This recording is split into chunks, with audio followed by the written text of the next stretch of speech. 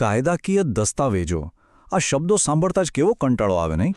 લાગે કે આ બધી કેટલી માથાકૂટ છે. પણ જરા વિચારો, જો આ કાગળો જ આપણા જીવનની આખી વાર્તા લખતા હોય તો? જન્મથી લઈને વારસા સુધી દરેક મોટા નિર્ણયમાં આ કાગળો એક સાક્ષી તરીકે ઊભા હોય છે.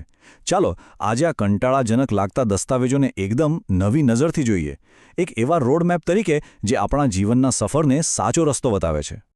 સારું, એક સવાલ: ઘર ખરીદવું, લગ્ન કરવા કે પછી પોતાનો બિઝનેસ શરૂ કરવો, આ બધા જીવનના કેટલા મોટા અને અલગ અલગ નિર્ણયો છે, ખરું ને? પણ આ બધામાં એક વસ્તુ કોમન છે, એક એવી કડી જે આ બધા નિર્ણયોને એકબીજા સાથે જોડે છે અને એને વાસ્તવિકતામાં ફેરવે છે. શું હોઈ શકે? જી હા, એ છે કાયદાકીય દસ્તાવેજો. એક રીતે કહીએ તો આ આપણા જીવનની ઓપરેટિંગ સિસ્ટમ છે, જે પડદા પાછળ રહીને બધું જ ચલાવે છે, આપણા દરેક પગલાંને સુરક્ષા આપે છે અને એક મજબૂત પાયો પૂરો પાડે છે. તો આ કાયદાકીય સફરની શરૂઆત થાય છે ક્યાંથી? મોટાભાગના લોકો માટે એ ત્યારે શરૂ થાય છે જ્યારે પહેલીવાર ઘરની બહાર પગ મૂકીને સ્વતંત્ર જીવનની શરૂઆત કરે છે. અને બસ ત્યારે જ અચાનક આ બધા કાગળો આપણા જીવનનો એક મહત્વનો હિસ્સો બની જાય છે. ભલે એક કોલેજ માટે બીજા શહેરમાં જવાનું હોય કે પછી પહેલી નોકરી માટે, રહેવા માટે એક ઘર અને આવવા જવા માટે એક વાહન, આ આપણી પહેલી જરૂરિયાત બને છે. અને બસ અહીંથી જ કાયદાકીય દસ્તાવેજોની દુનિયામાં આપણું પહેલું પગલું પડે છે. હવે જુઓ, એક સામાન્ય લાગતો ભાડા કરાર પણ બે પ્રકારનો હોય છે. નોટરાઇઝ કરાર બહુ ઝડપી અને સહેલો છે, પણ રજિસ્ટર્ડ કરાર લાંબા ગાળે વધુ કાયદાકીય સુરક્ષા આપે છે. એટલે પોતાની જરૂરિયાત શું છે એ સમજીને યોગ્ય પસંદગી કરવી બહુ જરૂરી છે. અને આ તો ખાલી શરૂઆત છે.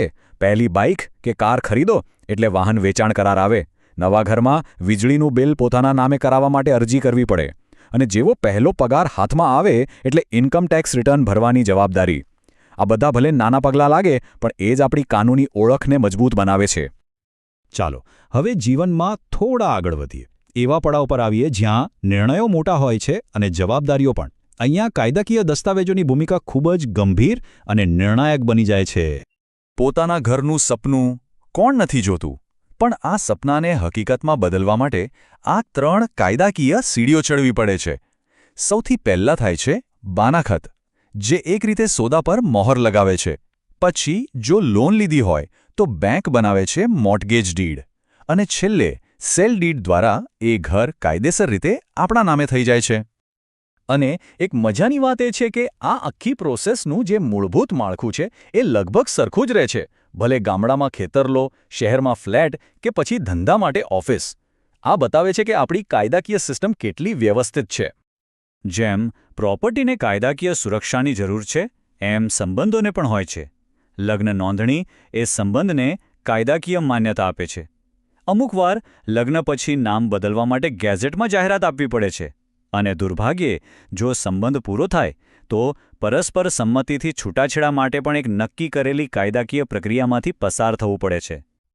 અત્યાર સુધી આપણે જે વાત કરી એ બધી એવી બાબતો હતી જે જીવનમાં બને છે અને આપણે એને લગતા દસ્તાવેજ બનાવીએ છીએ. પણ હવે વાત કરીએ પ્રોએક્ટિવ પ્લાનિંગની.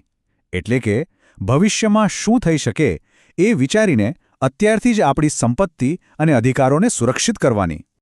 ક્યારે વિચાર્યું છે કે જો આપણે ક્યાંક બહાર હોઈએ અને અહીંયા કોઈ અર્જન્ટ કામ માટે આપણી સહીની જરૂર પડે તો શું થાય? બસ એના માટે જ છે પાવર ઓફ એટર્ની, એટલે કે મુખત્યારનામું. આ એક એવો દસ્તાવેજ છે જે આપણને કોઈ વિશ્વાસુ વ્યક્તિને આપણી વતી નિર્ણય લેવાની અને સહી કરવાની સત્તા આપવા દે છે. અને આમાં પણ એક ખાસ પ્રકાર છે અફર પાવર ઓફ એટર્ની. આનું નામ જ કહે છે કે એને સહેલાઈથી રદ ના કરી શકાય. એટલે જ લાંબા ગાળાના ફાઇનાન્શિયલ કે પ્રોપર્ટી મેનેજમેન્ટ માટે આ એક બહુ જ પાવરફુલ ટૂલ સાબિત થઈ શકે છે. આપણે આપણી જમીન અને મકાન જેવી ભૌતિક સંપત્તિનું તો ધ્યાન રાખીએ છીએ, પણ આપણી બૌદ્ધિક સંપત્તિનું શું? મતલબ કે આપણા આઈડિયાઝ, આપણી ક્રિએટિવિટી. ટ્રેડમાર્ક આપણા બ્રાન્ડના નામને સુરક્ષિત કરે છે. કોપીરાઇટ આપણી કલાને અને ડિઝાઇન રજિસ્ટ્રેશન આપણા પ્રોડક્ટના દેખાવને. અને જ્યારે ભવિષ્યના પ્લાનિંગની વાત નીકળી જ છે તો વસિયતનામાથી વધારે અગત્યનું કશું જ નથી. આ માત્ર એક કાગળનો ટુકડો નથી, આ આપણી લાગણી અને જવાબદારીની અભિવ્યક્તિ છે. એ ખાતરી કરે છે કે આપણી ગેરહાજરીમાં આપણી મહેનતથી ઊભી કરેલી સંપત્તિ સાચા હાથમાં જાય અને પરિવારમાં કોઈ મનદુખ ન થાય. જીવન હંમેશા આપણે પ્લાન કરીએ એવું જ નથી ચાલતું, ખરું ને? ક્યારેક વિવાદો થાય છે, મુશ્કેલીઓ આવે છે અને પડકારોનો સામનો કરવો પડે છે. આવા સમયે કાયદો આપણને અમુક સાધનો આપે છે જેનાથી આપણે પરિસ્થિતિને સંભાળી શકીએ. ક્યારેક કોઈ સરકારી રેકોર્ડમાં ભૂલ હોય, ક્યારેક ખરીદેલી વસ્તુમાં ખામી નીકળે, ક્યારેક કોઈ આપણા હક પર તરાપ મારે. આવા સમયે ચૂપ બેસી રહેવાને બદલે પોતાના અધિકાર માટે અવાજ ઉઠાવવો પડે છે. અને આ અવાજ ઉઠાવવા માટે કાયદામાં અલગ-અલગ દરવાજા છે, જેમ કે જમીને લગતા ઝઘડા માટે રેવન્યુ ટ્રિબ્યુનલ, શહેરની પ્રોપર્ટીના રેકોર્ડ માટે સિટી સર્વે અપીલ, કે પછી ગ્રાહકોના હક માટે કન્ઝ્યુમર ફોરમ. દરેક સમસ્યા માટે એક ચોક્કસ રસ્તો નક્કી થયેલો છે. પણ સીધા કોર્ટના દરવાજા ખખડાવતા પહેલા એક બહુ જ સ્માર્ટ અને અસરકારક પગલું છે. એ છે કાનૂની નોટિસ. આ એક રીતે કહીએ તો એક ઔપચારિક ચેતવણી છે, અને ઘણીવાર તો મામલો અહીંયા જ કોર્ટની બહાર જ ઉકેલાઈ જાય છે. ચાલો હવે વાત કરીએ જીવનના અંતિમ અને કદાચ સૌથી મહત્વના પડાવની, વારસો. આપણે જે પણ કમાયા, જે પણ બનાવ્યું, એ આપણી આવનારી પેઢીને કેવી રીતે વ્યવસ્થિત રીતે સોંપીશું. આ માટે પણ કાયદાકીય દસ્તાવેજો ખૂબ જ જરૂરી છે. આ માટે મુખ્યત્વે 2 રસ્તા છે. એક છે બક્ષિસ ખત, જેમાં તમે પ્રેમ અને સ્નેહથી કોઈ પણ પૈસા લીધા વગર કોઈને મિલકત ભેટમાં આપી શકો. અને બીજું છે હક જતો કરતો દસ્તાવેજ, જેમાં વારસાગત મિલકતમાં કોઈ એક સહમાલિક બીજા ભાઈ બહેનની તરફેણમાં પોતાનો હિસ્સો જતો કરે છે. અને આ વારસાની પ્રક્રિયાને એકદમ સરળ અને વિવાદમુક્ત બનાવવા માટે અમુક બીજા દસ્તાવેજો પણ જરૂરી છે. જેમ કે વારસાઈ નોંધથી સરકારી રેકોર્ડ અપડેટ થાય, પેઢીનામું સાબિત કરે છે કે સાચા વારસદાર કોણ છે, અને ટાઇટલ ક્લિયરન્સ સર્ટિફિકેટ એ વાતની ગેરંટી આપે છે કે પ્રોપર્ટી પર કોઈ બીજો બોજ કે વિવાદ નથી. તો આપણે આખી સફર જોઈ, અને આના પરથી એક વાત તો સ્પષ્ટ છે. આ કાયદાકીય દસ્તાવેજો માત્ર કાગળના ટુકડા નથી. એ તો આપણા જીવનની એક અધિકૃત ડાયરી છે, જે આપણા દરેક મોટા નિર્ણય, દરેક સંબંધ અને દરેક સિદ્ધિને શબ્દોમાં કંડારે છે અને તેને કાયમ માટે સાચવી રાખે છે.